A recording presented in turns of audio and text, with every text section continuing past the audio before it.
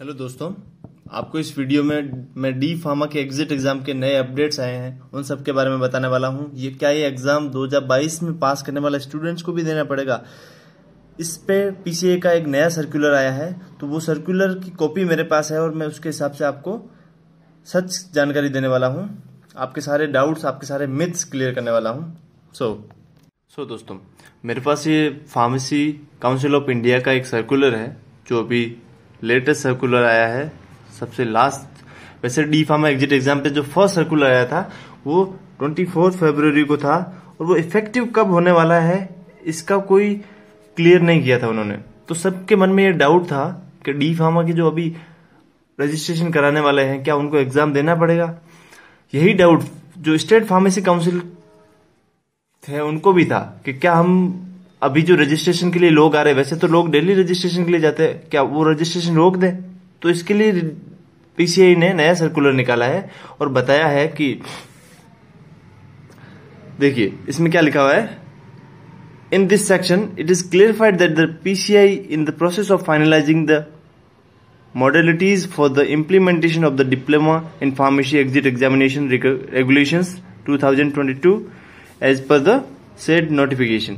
तो ये कह रहा है कि प्रोग्रेस में है, जो टीम बनाते हैं, जो कमेटी तैयार कर रहे हैं वो प्रोग्रेस में चल रही है। डिप्लोमा इन फार्मेसी के लिए एग्जाम के लिए सारी कमेटी प्रोग्रेस में चल रही है। तो जब तक ये नहीं बन जाती, till then the state pharmacy council are requested to continue the register the passes out students as per the procedure already।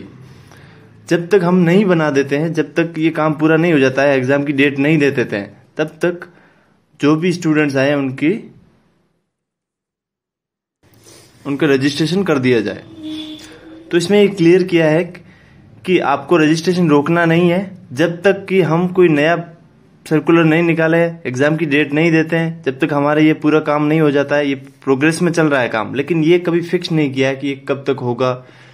लेकिन अपन ये मान के चल सकते हैं कि कुछ ही टाइम बाद इसका सर्कुलर आने वाला है नया, और उसमें फाइनल डेट फिक्स करके, जब आपका फाइनल डेट फिक्स हो जाएगी कि आपका एग्जाम डेट ये है और सब कमेटी बैठा के पूरा तैयार कर लेंगे, उसके बाद स्टेट फार्मेसी काउंसिल जो भी होंगे वो आपको सबसे पहले एग्जाम का परफॉर्मा पैटर्न्स तैयार नहीं हो जाता तब तक स्टेट फार्मेसी काउंसिल जो प्रीवियस जो काम चल रहा था वैसे ही चलने दें। तो उन्होंने एक नोटिस निकाला और इसमें बोला है कि प्रपोजल जब फाइनल होकर रूल्स एंड रेगुलेशंस एक फॉर्म के रूप में नहीं आ जाते तब तक रजिस्ट्रेशन पहले जैसे ही चलता रहने दीजिए। ठीक है, तो ये बात क्लियर हो गई। लेकिन ये फिक्स नहीं है कि डी फार्मा के जो सेकेंड ईयर में स्टूडेंट है उनको क्या देना पड़ेगा। आप जब तक पास करते हो, आपकी जब तक मार्कशीट आएगी तब तक हो सकता है कि D pharma exit exam rules and regulations बन के तैयार हो जाए। तो अभी तक अगर आपने डी फार्मा पहले पास कर दी है और रजिस्ट्रेशन नहीं कराया है, तो अब आप जाके अपने स्टेट फार्मेसी काउंसिल में जाके रजिस्ट्रेशन करा सकते हैं। कोई भी एग्जाम देने की जरूरत नहीं पड़ेगी। लेकिन हो सकता है 1 महीना, 2 महीना, 3 महीना, 4 महीना, कभी भी जब ये पूरा प्रोसेस फाइनल हो के नया नोटिस आ गया तो उसके बाद आपको एग्जिट एग्जाम का पास होने का सर्टिफिकेट चाहिए। ओके, अब मैं इसके जो लास्ट जो पहला सर्कुलर था उसमें उन्होंने बताया कि एग्जाम का पैटर्न क्या होगा, वो सब इंक्वायरीज आपको बताने वाला हूं। जिसमें उन्होंने देखो फ्रीक्वेंसी का बोला है, तो एग्जाम 1 साल में कितनी बार होगा, तो कैंडिडेट में appear the exit examination conducted twice every year. 2 साल में 2 बार होगा। और क्या, the date of examination and the examination centre will be allotted to the candidate by the prescribed authority. एक अथॉरिटी प्रिस्क्राइब की जाएगी, एक टीम बनाई जाएगी, एक कमेटी बनाई जाएगी, उनके द्वारा जो एग्जामिनेशन सेंटर और एग्जाम की डेट तय की जाएगी और वो आपको नए सर्कुलर में दिखाया जाएगा। अभी तक वो क्लियर नहीं किया है। ठीक है, और क्या बताया है, no person shall be registered as a pharmacist registered as a diploma in pharmacy exit examination candidate unless he has passed diploma in pharmacy course. Okay, तो इन्होंने बताया कि कोई भी पर्सन बिना एग्जिट एग्जाम दिए रजिस्टर्ड फार्मासिस्ट नहीं बन सकता। Okay, and he shall be required to make an application in prescribed form together with the relevant document showing the proof of his passing and approved examination.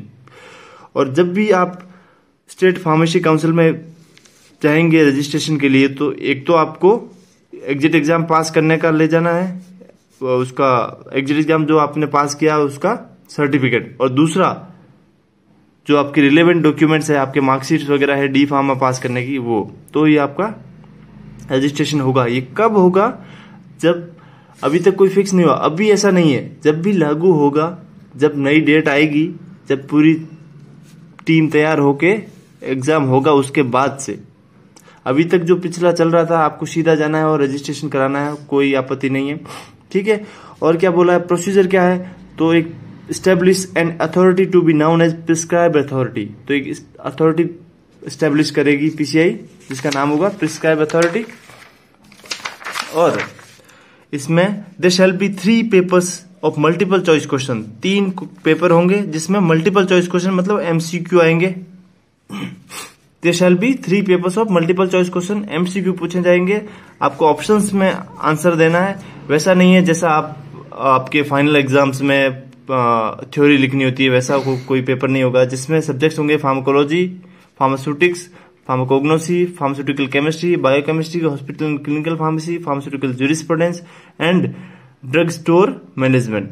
The language of examination shall be English, और examination की language होगी English, okay. और candidate shall be cleared as having passed only if they obtain a minimum of 50% marks in each paper separately. इसने बोला है कि 3 paper होंगे, सबसे पहले तो तीनों में अलग अलग सेपरेटली 50% मार्क्स लाएगा तो ही एग्जाम पास माना जाएगा, ठीक है।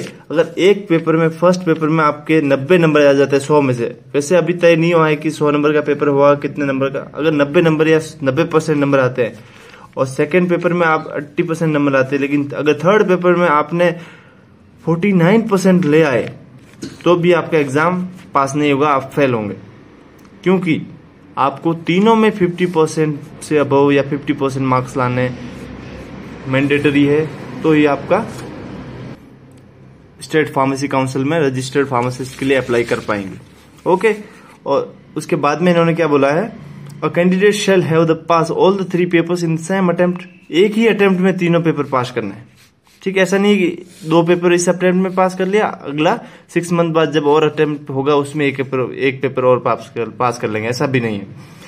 A candidate shall have the pass all the 3 papers in the same attempt, however there shall be no restrictions on the number of attempts to appear in the examination, और कोई भी restriction नहीं है आप कितनी बार अटेम्प्ट दें, इसके लिए आप 10 बार दें, बोले हर 6 मंथ बाद एग्जाम होगा, कितनी बार एग्जाम दे सकते हैं, कोई भी रेस्ट्रिक्शन नहीं है। और certificate of eligibility for enrollment and practice shall be issued to the successful candidate, which will be presented before the State Pharmacy Council of registration as pharmacist. जो सर्टिफिकेट इश्यू किया जाता है पास होने पर, वो आपको प्रेजेंट करने पड़ेगा स्टेट फार्मेसी काउंसिल में रजिस्ट्रेशन के जाने से पहले, तभी आपको स्टेट फार्मेसी काउंसिल एक डेट देगी और वहां रजिस्ट्रेशन कराना है, ओके। और इसमें क्या बताया है, बस यही है आज के लिए।